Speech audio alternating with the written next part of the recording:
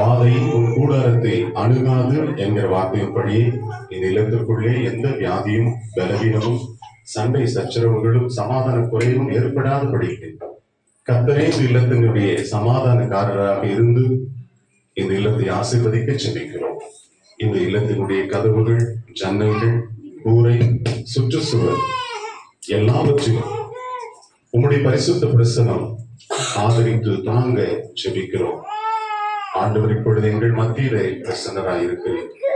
எங்களுடைய ஒவ்வொரு நம்பிக்கையும் ஆண்டவர் பார்த்து கொண்டிருக்கிறேன். மிகுந்த பயபக்தியோடு ஆண்டவரே இந்த இல்லத்தை உம்முடைய நாம மகிமைக்காகவும் அன்பின் குடும்பத்தின் ஆசீர்வாதத்திற்காகவும் பிரதிஷ்டை செய்திருக்கிறோம்.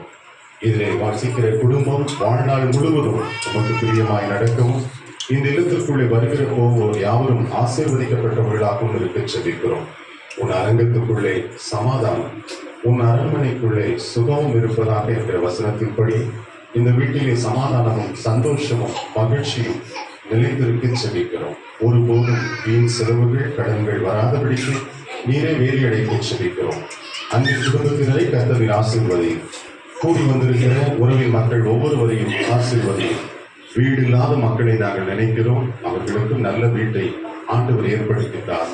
இந்த வீட்டினுடைய சகல பணிமூட்டுகளிலும் ஆண்டவருடைய பரிசுத்த பிரசனம் நிலைத்திருக்க செபிக்கிறோம்.